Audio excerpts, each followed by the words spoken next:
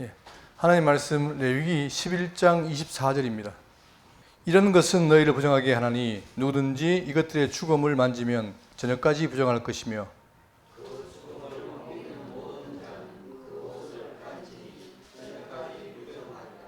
굽이 갈라진 모든 짐승 중에 쪽발이 아닌 것이나 새김질 아니하는 것에 죽음은 다 내게 부정하니 만지는 자는 부정할 것이요.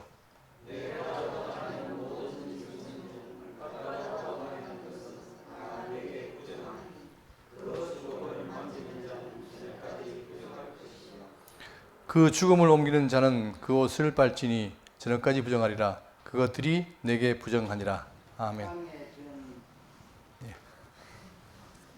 평소에 길게 읽다가 제가 짧게 읽었어. 예. 지금 우리는 레위기를 통해서 계속해서 성결, 정결 규례를 말하고 있죠. 이 부분을 해석할 때 가지고 우리가 해석할 때 성경은 문법, 역사, 신학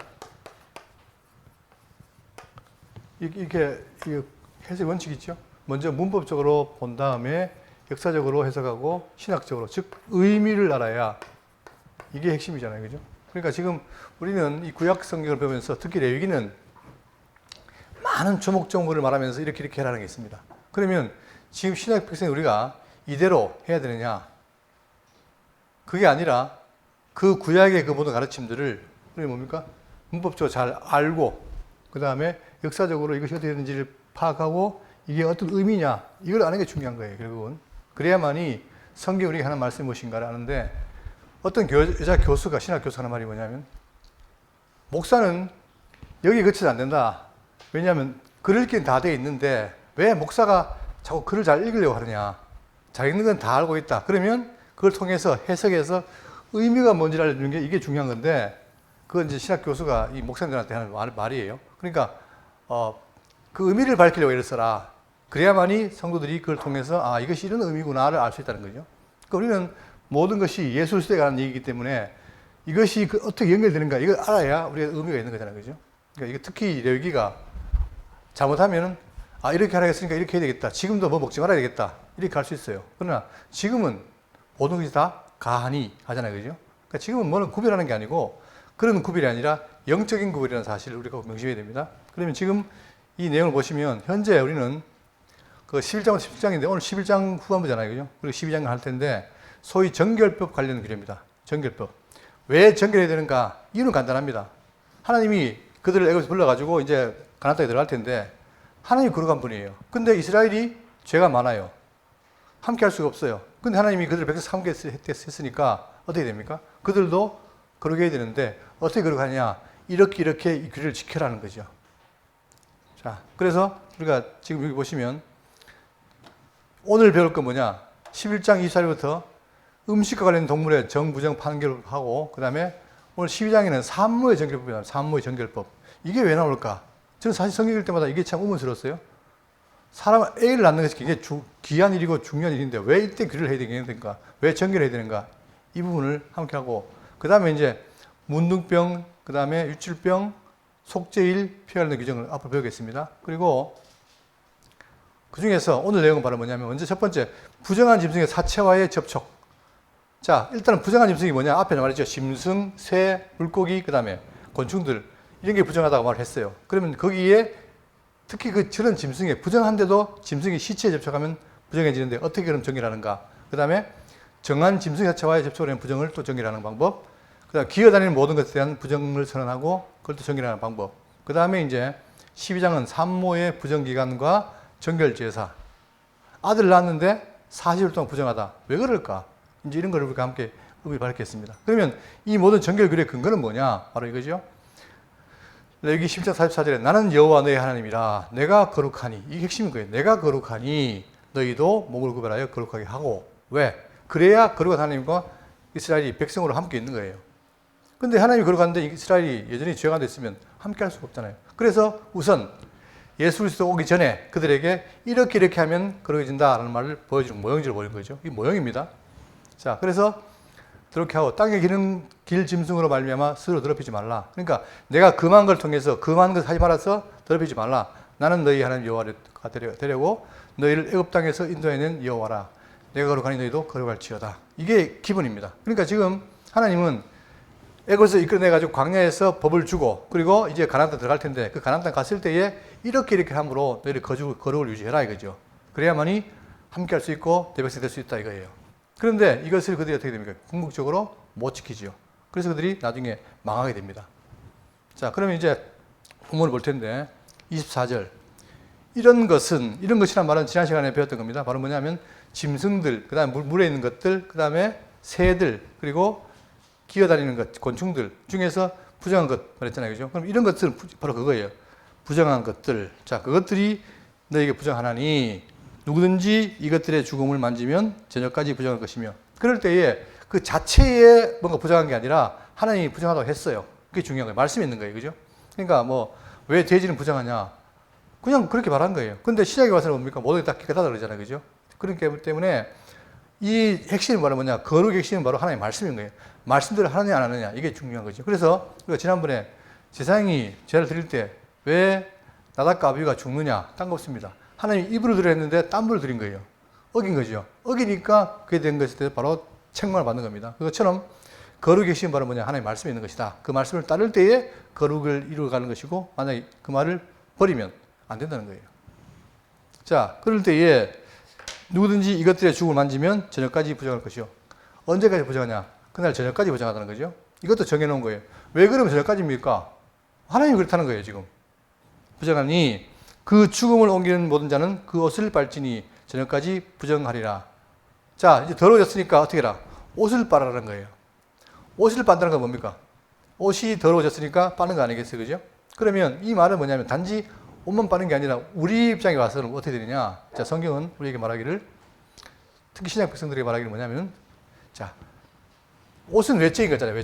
외적인 걸 말하면서 결국은 내면까지 가야 되는 거예요. 그래서 뭐라고 했냐면 시편 19편 12절에 자기 허물을 능히 깨달을 자 누구뇨? 나를 숨은 허물에서 벗어나게 해서 그냥 보이는 허물, 옷을 빠는 거 그걸로 끝나는 게 아니라 어떤 허물이요?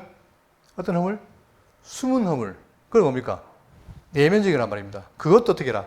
벗어나게 해달라는 거예요. 그러니까 궁극적으로 이 외형적으로 벌어진 이유는 뭐냐? 내면적으로 우리가 타락한 인간이다. 그걸 벗어야 된다. 이걸 보여주는 거죠. 자, 그리고 다 안 읽겠습니다. 여기 보세요. 예레미야 19장 9절에 마물보다 거짓되고 심히 부패한 것은 뭐다? 마음이라는 거예요. 물론 육체도 더럽지만 근본적으로 마음이 더럽기 때문에 육체까지도 더러운 거 아닙니까? 그렇기 때문에 육체는 옷을 빨아야 되고 마음은 정결하게 하는 것이 바로 성도의 거룩이죠. 그걸 말하는 거예요. 그래서 어떻게 되느냐? 시편 51편 10절에 하나님이여 내 속에 뭐예요? 정한 마음을 창조하시고 그러니까 내가 더럽게 깨닫지 못하니까 나에게 정한 마음을 창조하시고 내 안에 정직한 영을 새롭게 하소서. 이렇게 해서 결국은 내 외면을 다 깨닫게 해달라. 이걸 지금 말하는 거죠.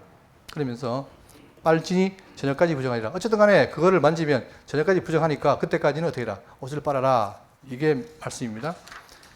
26절 굽이 갈라진 모든 짐승 중에 쪽발이 아닌 것이나 책임지를 아니하는 것이 것의 죽음은 다 네게 부정하니 만지는 자는 부정할 것이요. 그러니까 부정한 걸 손대면 부정한 거예요. 네 발로 다니는 모든 짐승 중 발바닥으로 다니는 것은 다 네게 부정하니 그 죽음을 만지는 자는 저녁까지 부정할 것이요. 왜 땅에 발바닥을 다니는 것이 부정하냐? 우리는 이해가 안 되잖아요. 그죠? 그러면 뭐 공중은 깨끗한가? 다 오염되어 있는데 왜 땅에 밟으면 그럴까? 성경은 땅에 대해서 말하기를 뭐라고 했냐면은 보세요. 골로새서 1장 3장 1절에 그러므로 너희가 다 그리스도와 함께 다시 살리심을 받았으면 위의 것을 찾으라. 위의 것 찾으라는 거예요. 왜? 이유가 있겠죠? 거기는 그리스도께서 하나님 우편에 앉아 계시느니라. 위의 것을 생각하고 땅의 것을 생각하지 말라. 이는 너희가 죽었고 너희 생명이 그리스도와 함께 하나님 안에 감춰졌느니라. 좋습니다.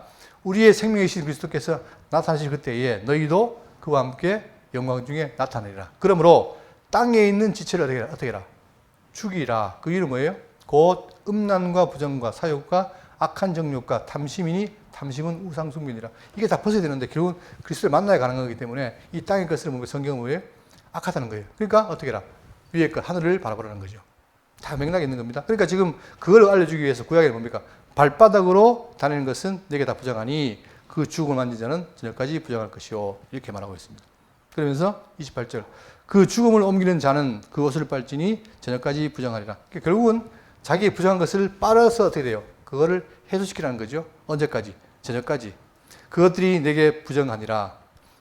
자, 그리고 11장 29절부터는 뭐냐? 땅의 기능이 나오는데, 땅의 기는 길짐 중에 네게 부정한 것은 이러하니 곧 두더지와 쥐와 큰 도마뱀 종류와 그 다음에 도마뱀 부치와 육지 악어와 도마뱀과 사막 도마뱀과 카멜레온이라. 전부 땅에 붙어 사는 동물들이죠. 그죠?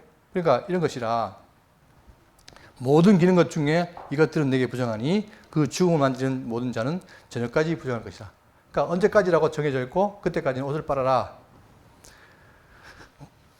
자, 그러면서 이런 것 중 어떤 것의 죽음이 내 나무 그릇에든지 의복에든지 가죽에든지 자루에든지 무엇에 쓰는 그릇에든지 떨어지면 부정하니. 자, 사람만 그런 게 아니라 뭐예요?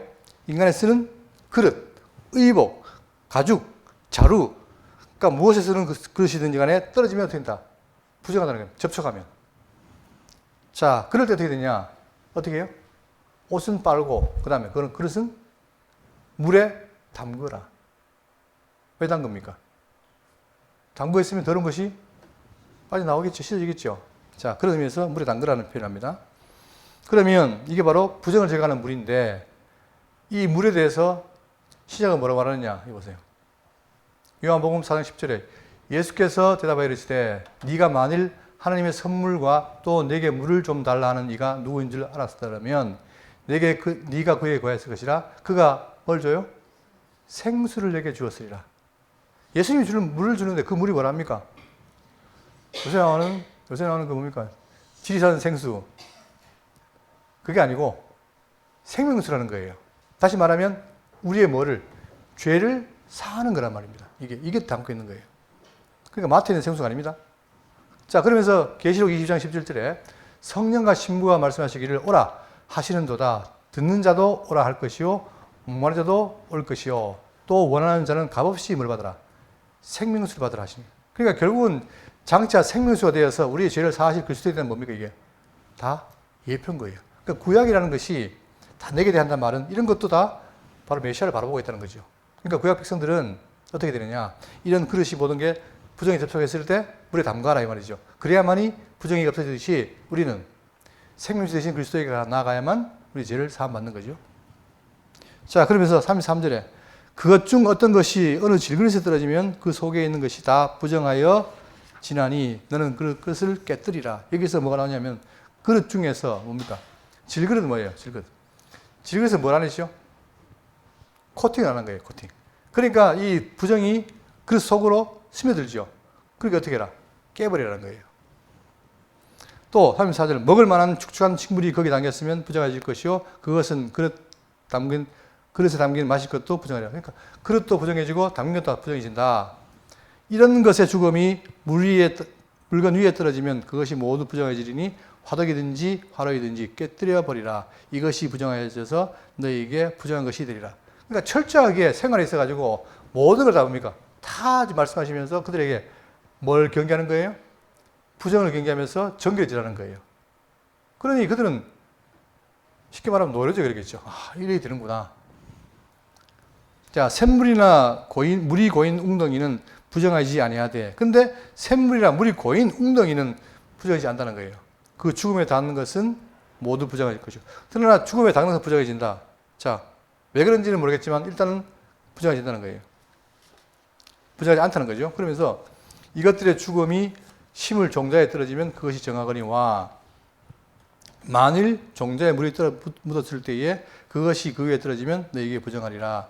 너희가 먹을 만한 짐승이 죽은 때에 그 죽음을 만지는 자는 저녁까지 부정하리라. 그리고 죽음이라는 것이 제 삭시이기 때문에 죽었을 때 그걸 만지면 부정해진다. 자, 그리고 그것을 먹는 자는 그 옷을 빨 것이요 저녁까지 부정할 것이며 그 죽음을 옮기는 자도 그 옷을 빨 것이요 저녁까지 부정하리라. 땅에 기어다니는 모든 길짐승은 가증한즉 먹지 못할지니 곧 땅에 기어다니는 모든 기는 것 중에 배로 밀어 다니는 것이나 네 발로 걷는 것이나 여러 발을 가진 것이라 너희가 먹지 못말지니 그것들은 가증하지미라. 지난번에 제가 유대인들이 뭐라 했습니까? 알랄이라든가 그 다음에 나름대로 그 규정이 있죠. 그거를 지키지 않으면 그들은 안 먹어요. 지금도 그들은 뭡니까? 율법에 따라서 그걸 지키고 있다는 것이죠. 그러나 이것은 결국은 뭐냐? 그들의 생활을 통해서 나타난 것은 장차 오신 메시아에 대한 예표라는 걸 말씀드렸어요. 그걸 제가 설명드릴 텐데.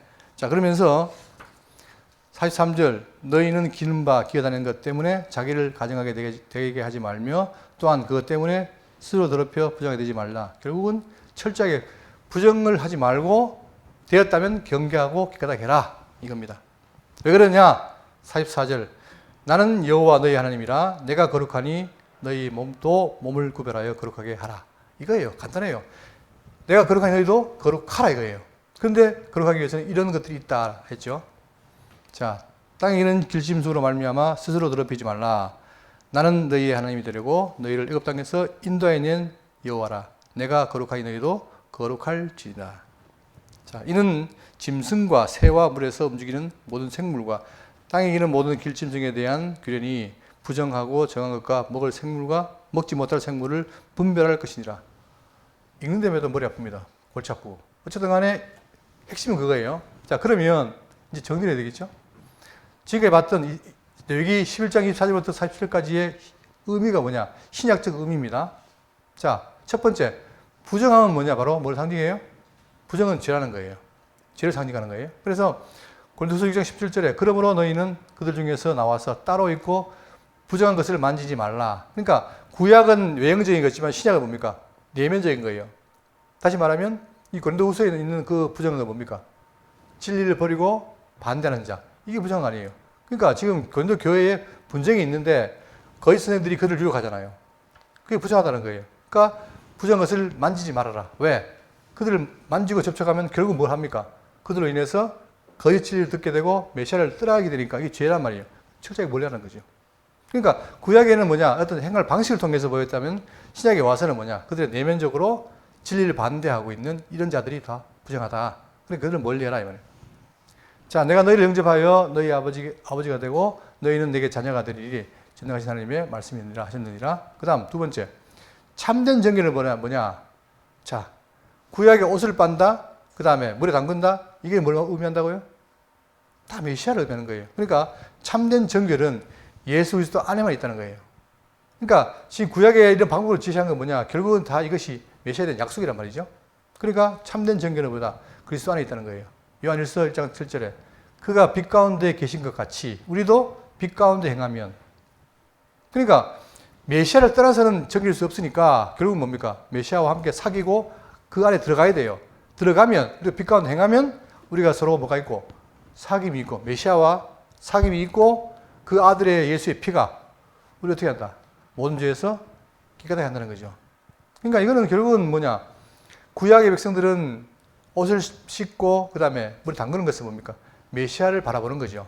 근데 우리에게 뭐 실체가 된 거 아닙니까? 그러니까 우리는 결국은 우리 모든 부정은 누구한테서?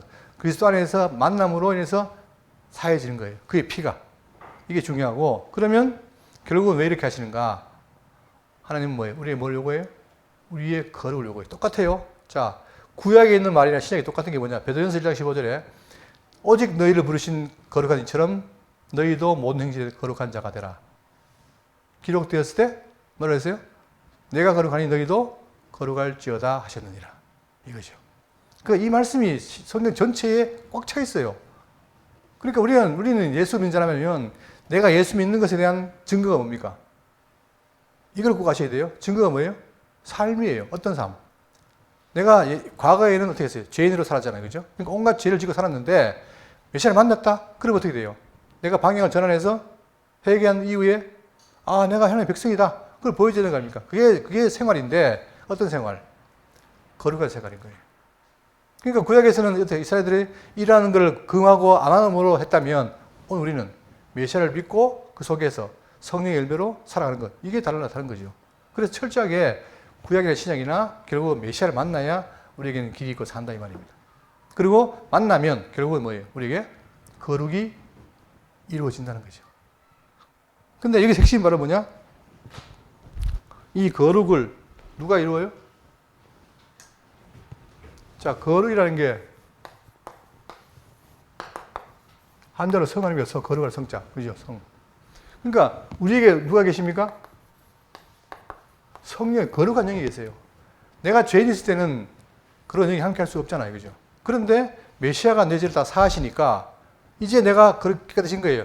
깨끗해지니까 뭡니까? 그 속에 성령이 와서 이제는 그가 우리로 하여금 진리를 깨닫게 해서 열매를 맺게 합니다. 이게 바로 성령의 열매인 거예요. 그러니까 여러분, 저는 뭘 해야 되느냐? 이 성령이 오셔가지고 우리가 가르치는 진리. 이 말씀을 잘 배워서 이 진리가 뭘 가르치느냐? 여러분, 우리가 말씀을 볼 때 이 단어들의 연결을 봐야 돼요. 이 진리가 배운다는 게 뭐냐? 그냥 이론을 배우는 게 아니고 진리는 뭡니까? 예수 그리스도죠. 예수 그리스도 우리에게 왜 왔어요? 우리에게 왜 오신 거예요? 당신의 사랑을 보여주는 거예요. 그러니까 결국은 진리라는 말은 뭐냐? 사랑이에요, 사랑. 우리가 생각해 보세요. 맨날 그 사랑의 연애 편지를 받고 있다. 그러면 그 사람이 흥분될까 안 될까요? 예? 연애 편지를 보면 흥분되고 설레고 안 그렇겠습니까? 몰라요. 장로님 불행하시네. 아니 맨날 설렌다 하시면서.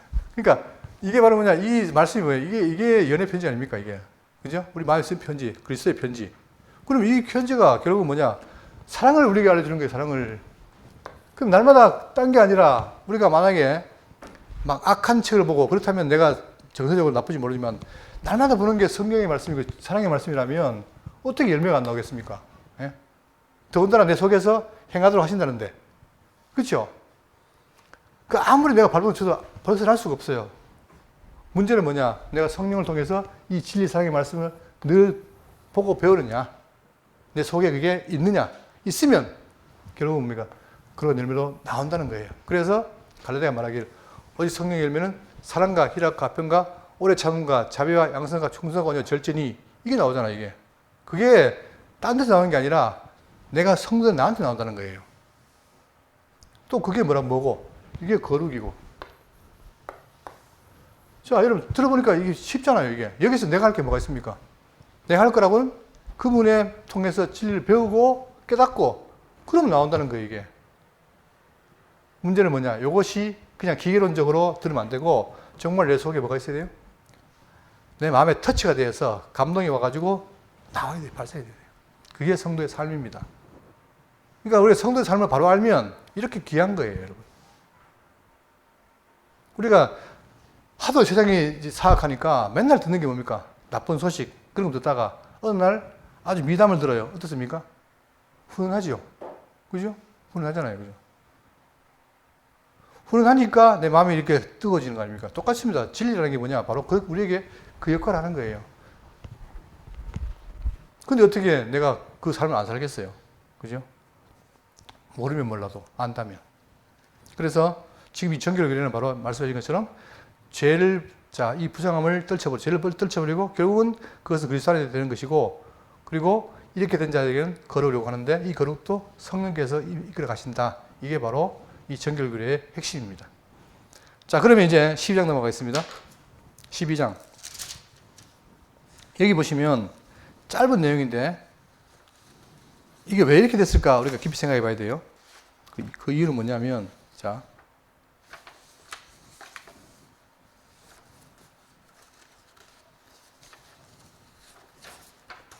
(12장 1절입니다) 여호와께서 모세에게 말씀하여 이르시되, 자, 이스라엘 자손에게 말하여 이르라. 여인이 임신하여 남자를 낳으면 그는 1회 동안 부정하리니 곧 월경할 때와 같이 부정할 것이며. 여러분, 제가 아는 분 중에 최근에 아기를 낳았는데 진짜 그 아기를 보면은 이렇게 귀여울 수도 없고 이쁘잖아요. 그죠? 근데 왜 성경은 더군다나 아기를 그것도 기다리는 사내아이를 출산했는데 낳으면 바로 부정이라는 말이 나올까? 혹시 이거 생각해 보신 적 있습니까? 저는 이상한 거예요. 이게 왜 그럴까? 이게 솔직히 의미를 모르면 이상한 말이에요. 왜 부정하다 했을까? 자, 부정한데 곧 월경할 때와 같이 부정할 것이며. 월경은 또 뭡니까? 여자들이 한 달에 한 번씩 하는 거잖아요. 그죠? 근데 이게 왜 부정할까? 월경이 뭐예요? 피를 쏟는 거죠. 자, 피는 뭡니까? 생명이잖아요. 그죠? 그러니까 결국 성경은 이게 뭐냐? 그래서 예수님께서 유출병, 혈루증 이거를 고칠 때 왜 그래요? 헬로적인 결국 그거 뭐냐? 그게 죄라는 죄거든요. 그래서 그걸 고쳐준 겁니다. 그렇다면 하나 풀어가겠습니다. 자, 여기서 월경할 때 부정할 것이란 말을 왜 했냐면, 자, 그 이전에 이것 보겠습니다. 왜 부정한가? 원래 하나님이 뭘 줬습니까? 인간에 복을 줬죠. 창세기 2장 28절에 하나님이 그들에게 복을 주시며 하나님이 그들에게 이르시되 생육하고 번성하여 땅에 충만하라. 땅을 정복하라. 바다의 물고기와 하늘의 새와 땅에 움직이는 모든 생물을 다스리라. 자, 그러면 생육한다는 말은 출생하는 얘기죠. 애 낳는 거죠. 이 애 낳는 게 복입니까? 저주입니까? 복이에요. 그러니까 이 복을 받았기 때문에 애 낳는 거 아니에요. 그렇다면 다들 축복해야 되는, 축복하잖아요. 그죠? 그런데 왜 성경은 부정을 했을까? 그 이유는 바로 뭐냐면 이렇게 복받은 아담과 하와가 어떻게 했습니까? 사단의 유혹에 빠져가지고 타락을 한 거예요. 그러니까 타락하다 보니까 어떻게 되냐? 그들이 복이 저주가 되어버린 거예요. 그렇죠? 그래서 그 저주의 말미암아 그 주어진 책이 뭐냐면은 3장 16절에 또 여자에게 이르시되 네가 내가 네게 임신하는 고통을 더 크게 다하리니 네가 수고하고 자식을 낳을 것이며 너는 남편을 원하고 남편은 널 다스릴 것이라 하시고. 그러니까 이 복된 일이 타락을 말미암아 어떻게 됩니까? 수고 고통이 되어버린 거예요. 그죠? 그래서 자, 이게 배경이 돼 있고, 그 다음에 아까 월경할 때라는 말을 한 이유는 뭐냐면, 월경이라는 말은 자, 이게 레위기가 말을 해요. 어떤 여인이 유출을 하되 그의 몸에 그 유출이 피이면 이래 동안 불결하니. 그러니까 아이의 피를 흘리는 것은 부정하다. 근데 그것이 출산이라도 부정하다는 거예요. 이게 성경의 진술입니다. 자, 그런데 그 부정한 것이 어떻게 됐냐면 얼마 동안? 일주일 동안. 일회 동안. 그러면서 자, 3절. 여덟째 날에는 그 아이의 표피를 뺄 것이요. 자, 이게 사냥이니까 여덟째는 뭐합니까? 표피를 뺀다. 그게 뭐죠? 할례예요, 할례. 여기서 할례의 의미가 나옵니다, 여러분. 이 할례는 다 알잖아요, 그죠? 이게 창세기 나오는 건데 제가 그 전에 이거 하기 전에 먼저 이거 보겠습니다. 여기 안 나오네요. 자, 지금 이걸 제가 했는데 여기 보겠습니다. 아담이 타락한 이유에 어떻게 되느냐? 원래 복을 받은 인간이 타락을 말미암아 저주가 임했고, 시편 51편 5절에 내가 죄악 중에서 출생하였으며 어머니가 죄 중에서 나를 잉태하였다. 이제 아담 타락 이유는 뭡니까? 모든 자가 출생하는 게 뭐예요? 복이 아니고 죄가 된 거예요, 죄. 그래서 여러분과 제가 사람들이 제일 억울한 게 뭐냐? 왜 기독교는 원죄를 말하느냐? 내가 아담 타락할 때 내가 죄 지었냐? 근데 나 죄인이라느냐? 이게 지금 몰라서 하는 말이에요. 왜 죄인이냐? 아담 타락 이후에 다 죄인 된 인간이 낳기 때문에 뭡니까? 다 죄인을 낳는 거예요. 그거를 뭐랍니까? 죄악 중에 출생했다 말하는 거예요. 또 로마서 5장 12절에 그러므로 한 사람으로 말미암아 죄가 세상에 들어오고 죄로 말미암아 사망에 들어왔나니 이와 같이 모든 사람이 어떻게 했다? 죄를 지었다는 거예요. 여기는 최근에 저기 어른 김장하 이런 분이 굉장히 선한 분이라고 하지만 이 사람도 죄인이에요. 아무도 예외가 없어요. 그러니까 결국 아담의 통에 죄가 들어온 이후에 죄로 말미암아 사망이 들어왔는데 거기에서 난 자들은 다 뭐다? 하나같이 죄다. 그래서 기독교에 뭐가 나옵니까? 전적 타락이 나온 거예요. 이것 때문에 말하는 거 지금 다 부정하다는 겁니다. 낳는 것이. 그죠? 그런데 돌아가가지고 여덟째 날에는 그 아이의 표피를 뺄 것이요. 이게 이제 바로 할례인데 왜 할례를 명하냐면 여기 보세요. 창세기 10장 9절에 하나님이 또 아브라함에게 이르시되 그런즉 너는 내 언약을 지키고 내 후손도 대대로 지키라. 너희 중 남자는 다 할례를 받으라. 이것이 나와 너희와 너희 후손 사이에 지킬 내 언약이니라. 너희는 표피를 베어라. 이것이 나와 너희 사이에 언약의 표징이라. 왜 갑자기 아브라함에게 명령해서 8일 만에 할례를 행하였느냐? 아까 7일 동안 뭐 하더랬죠? 사냥이가 7일 동안 부정을 해요. 그런데 할례를 행한다는 말은 뭐냐? 바로 이 죄에서 벗어난다는 의미인 거예요, 이게. 그러니까 아브라함은 뭡니까? 아브라함은 은혜로 복을 받는 자죠. 이 복이 바로 죄 가운데 있었으나 이렇게 이어진다는 거죠. 그걸 확인하기 위해서 뭡니까? 할례를 행하는 거예요. 그러니까 구약에는 할례를 왜 행하느냐? 내가 죄인으로 태어났으나 바로 구속을 이걸 통해서 확인한다. 언약 백성이라는 확인하는 거죠. 이해되십니까? 그러니까 이제 그걸 통해서, 그러니까 부정하니까 그걸 보여주는 거예요. 자, 그런데 그러면 왜 신약 백성들은 이걸 안 하느냐? 여러분, 지금 우리 대한민국에 있는 교회나 세계에 있는 교회가 사례에 할례합니까? 안 합니까? 안 하잖아요. 왜 안 해요? 그 이유가 뭡니까? 좋은 건데. 왜냐? 우리에게는 육체 할례가 아니라 뭐가 있어요? 마음의 할례가 있는 거예요. 자, 고린도서 2장 11절에 또 그 안에서 너희가 손으로 하지 아니한 할례를 받았으니. 자, 구약에는 직접 생식기에다가 칼을 대고 잘라서 하기로 했지만, 그러나 이제는 뭡니까? 그게 아니라 내 속에 누가 와요? 내 속에 성령이 만드는 거예요. 성령이. 그러니까 와서 내가 죽었던 나를 살린 거죠. 그게 바로 마음의 할례란 말입니다. 죄사함을 이미 벌써 하긴 한 거죠. 그렇기 때문에 우리는 할례를 안 하는 거예요. 이게 지금 담겨져 있는 거죠. 자, 그래서 우리는 뭐냐? 바로 사내아이가 부정할 때 할례를 행했으나 우리는 마음의 할례를 행했다. 다시 돌아가서 본문에. 자, 12장 3절입니다. 여덟째 날에는 그 아이의 표피를 뺄 것이요. 그러니까 이 표피를 뺀다는 말은 바로 성결과 구원이라는 의미입니다. 그러면서 그 여인은 아직도 33일을 지내야 산일이 깨끗하리니. 딱 시간이 정해졌어요. 자, 7일 동안 부정했고 할례를 행하고 얼마 동안? 33일이니까 총 얼마입니까? 40일이에요. 40일 동안 부정하다는 거예요. 누구는? 사내 아이는. 자, 그래서 깨끗한 인이 되는 기한이 차기 전에는 성물을 만지지도 말며 성소에 들어가지도 말 것이다. 이제는 사람과 접촉하면 안 돼요. 이 성물이라는 건 성소가 아니고 그냥 일반적인 물건인데 접촉하지 말라는 거예요. 왜? 더러워지니까. 그러면서 자, 그런데 남자는 그래도 다행인데 40일인데 여자는 어떻게 되느냐? 5절. 여자를 낳으면 그는 2일에 동안 부정하리니. 얼마 동안입니까? 예? 14일이에요. 더블로 돼요. 더블로. 자, 월경할 때와 같이 같을 것이며 사늘이 깨끗하게 되면 66일을 지내야 하리니. 총 얼마입니까? 80일이죠. 그러니까 이 여자를 낳으면 80일 동안 부정하다는 거예요. 이게. 근데 왜 80일이냐? 저는 몰라요. 성경이 말하고 있어요. 사내아이는 40일, 그 다음에 80일. 근데 사내아이는 뭡니까? 난지 8일 만에 할례를 행하면 바로 그 부정에서 깨끗해지는 것이죠. 자, 이걸 말하고 있습니다. 그러면서 6절. 아들이나 딸이나 정결하게 되는 기한이 차면 얘는 번제를 위하여 1년 된 어린 양을 가져가고 속죄제를 위하여 집 비둘기 새끼나 산 비둘기를 해막문 제사장으로 가져갈 것이다. 그런데 자, 이렇게 아들이나 딸이나 40일, 80일 기한이 차면 어떻게 됩니까? 그 여인은, 아이를 낳은 산모는 어떻게 돼요? 번제를 위하여 자, 1년 된 어린 양, 속죄제를 위하여 집 비둘기 새끼나 산 비둘기 해막문 자, 가져가서 자, 해막문 제사장에게로 가져가서 제사를 지내라 이거죠. 이게 구약의 율법입니다.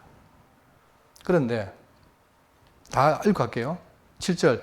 제사장은 그것을 여호와 앞에 드려서 그 여인을 위하여 속죄할지니. 왜? 자녀를 낳으면서 피를 흘림으로 부정했으니까 속죄하는 거죠. 그러면 산일이 깨끗하리라. 이는 아들이나 딸을 생산한 여인에게 대한 규례니라. 그 여인이 어린 양을 바치기에 힘이 미치지 못하면 산 비둘기 2마리나 집 비둘기 새끼 2마리를 가져다가 하나는 번제물로 하나는 속죄제물로 삼을 것이요. 제사장은 그를 위하여 속죄할지니 그가 정결하리라. 12장은 짧습니다. 8절까지예요. 끝이에요. 그러면 정리하면 자, 사내아이는 40일, 여자아이는 80일 이 부정한데 그 지나면 어떻게 됩니까? 자, 번제와 속죄를 드리라. 근데 번제는 1년 어린 양을 드리라. 근데 그 뒤에 만약에 그게 안 되면 뭐 해야 돼요? 안 되면 산 비둘기나 2마리나 집 비둘기 새끼를 2마리를 가지고 오라. 줄였죠. 자, 이것도 의미가 있어요. 자, 이런데 놀랍게도 여기 보세요. 누가복음 2장 22절에 예수님이 아이를 낳았어요. 예수님이 아니네. 마리아가 아이를 낳았어요. 마리아가 아이를 낳았는데 낳고 나서 어떻게 되냐? 그냥 있는 게 아니라 누가복음 2장 22절에 모세의 법대로 정결의 시기에 날이 참에 아기를 데리고 예루살렘에 올라가니. 그러니까 마리아가 친히 뭡니까? 사람의 아들, 인자를 낳은 거예요. 그러니까 이 예의 규례대로 하는 거예요. 이는 주의 율법에 쓴 바 첫 해에 처음 난 남자마다 주의 거룩한 자라 하리라 한 대로 아기를 주께 드리고 또 주의 율법에 말씀하신 대로 산비둘기 한 쌍이나 혹은 집비둘기로 제사를 하려 함이더라. 그런데 여러분 여기서 뭘 말하느냐? 메시아 아닙니까? 하나님 아들이잖아요. 그죠? 근데 그가 어떻게 했습니까? 그 삶이 정말 가난했던 거예요.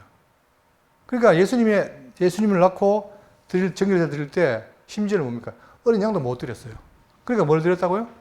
산비둘기 한 쌍이나 집비둘기로 예사를 드린 거예요. 자, 그거는 마가복음이 말하기를 이 가난한 과부가 있잖아요. 그가 과부가 넣었는데 2랩돈을 넣었어요. 근데 그게 제일 많다는 거예요. 이것은 뭐냐? 바로 우리 오신 메시아가 이렇게 가난한 삶을 살았다. 즉, 그 높은 보좌를 버리고 이 땅에 와서 그분이 가난을 속에 있으면서 우리의 죄를 사했다는 거죠. 이것도 의미가 있는 거죠. 그러니까 결국은 뭐냐?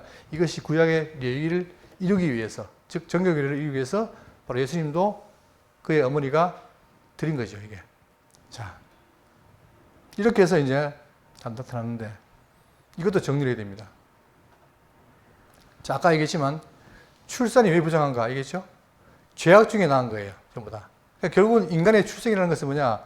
복이었는데 복이 타락으로 말미암아 저주될 것이고 그 저주로 말미암아 우리는 다 죄인으로 태어났다는 거예요. 그리고 사망이 임했다는 거죠. 그게 모두 인류의 지금 상황입니다. 그러면 이 상황에서 어떻게 돼요? 이 죄악을 벗어나야 되겠죠. 누구를 만나야 됩니까? 누구를? 바로 그리스도를 만나야 됩니다. 그래서 여기 보시면 히브리 10장 10절에 이 뜻을 따라 예수 그리스도의 몸을 단번에 들이심으로 말미암아 우리가 어떻게 했다? 거룩함을 얻었느니라. 그러니까 이렇게 부정한 인간들이 누구를 만나야 됩니까? 결국은 바로 부인이 정결된 것처럼 우리는 누구를 만나야 돼요? 그리스도를 만나야 되는 거예요. 그러니까 모든 각도에서 우리가 구속이 중요한 게 바로 뭐냐면 결국 우리가 지금 출애굽기를 배우고 레위기를 배우고 있지만 이 모든 규례도 뭡니까? 다 메시아를 향하는 거예요. 그죠? 정결해야 된단 말입니다. 또 요한일서 1장 7절에 그가 빛 가운데 계신 것 같이 우리도 빛 가운데 행하면 우리가 서로 사귐이 있고 그 아들 예수의 피가 우리를 모든 죄에서 깨끗하게 하실 것이요. 그죠? 그러니까 결국은 부정한 상황에 있던 출생한 것은 이것도 할례를 행하거나 그것을 만나서 정결을 해야 된다. 그걸 말하는 겁니다. 저는 이걸 보고 깜짝 놀랐어요. 이런 의미가 있었구나. 자, 그러면 이걸로 끝나는 게 아니라 우리는 뭘 소망해야 돼요? 이제 다 부정하게 태어나서 살아가면서 우리는 그걸로 끝나는 게 아니라 뭘 소망합니까? 새 창조를 소망합니다. 즉 우리는 뭐예요? 자, 고린도후서 5장 17절에 그런즉 누구든지 그리스도 안에 있으면 뭐다? 새로운 피조물이라. 그러니까 이런 정결을 통해서 결국 우리를 예수를 만나가지고 어떻게 돼요? 새롭게 태어나야 돼요. 그게 중생입니다. 그죠? 그래야만이 우리가 새것이 돼야만이 어떻게 됩니까? 이 땅이 아니라 하늘을 소망하고 하나님과 함께 살 수 있는 거예요. 그게 우리 모습입니다. 아니 그냥 읽으면 참 이게 답답한 얘기인데 의미를 아니까 이게 복음 아닙니까? 그죠? 그러니까 구약도 다 복음인 거예요. 그러면서 왜 그러면 건너야 되느냐? 계시록 20장 4절에 모든 눈물을 눈에 닦아주시니 다시는 사망이 없고 애통하는 것이나 곡하는 것이나 아픈 것이 다시 있지 아니하리니 처음 것들은 다 지나갔다. 우리의 모든 죄악이 지나가고 우리는 뭡니까? 메시아를 통해서 어떻게? 새로운 피조물로 나가는 것이 바로 성도의 모습이라는 사실. 그러면 우리는 지금 구약의 레위기 11장, 12장을 통해서 여기에 그들이 지켰던 모든 그 성별 규례가, 정결 규례가 결국은 그들도 정결하겠지만 오늘 우리에게는 그 중심에 누가 계세요? 중심에 메시아가 계셔가지고 우리에게 보면 정결 규례를 행하도록 합니다. 그러니까 우리는 지금 우리 모습은 뭐냐면 구약은 날마다 이렇게 했지만 우리는 뭐예요? 지금 날마다 내 속에 계신 성령으로 말미암아 메시아를 알고 살아가는 게 결국 뭡니까? 그게 정결인 거예요. 그 정결을 유지하고 살아가는 거예요. 만약에 가다가 나를 정결케 하신 메시아를 잃어버렸다. 그럼 어떻게 됩니까?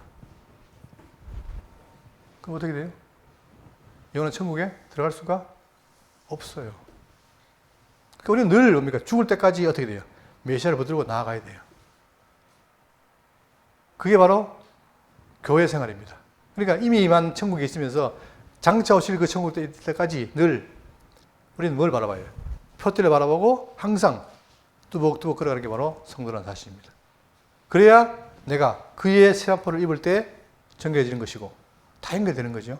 그래서 이런 거 제가 지금 구약을 배우고 있는데 특히 레위기를 배우고 있는데 이 정결교회가 너무 중요하다. 왜? 하나님은 우리를 뭐 만들기 원하는 거예요? 내 백성으로 거룩하게 만드는 것이 바로 목적이라는 거예요.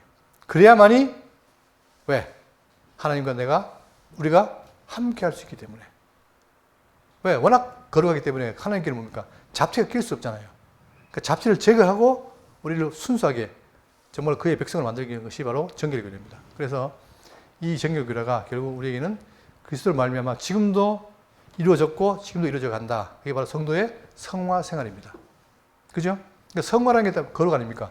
여러분 제가 날마다 말씀을 통해서 더욱더 거룩해지고 그 거룩해진 삶이 직접 드러나서 아, 정말 저 사람은 하나님의 백성이구나 하는 말을 듣고 살아갈 수 있기를 바라겠습니다. 기도하겠습니다.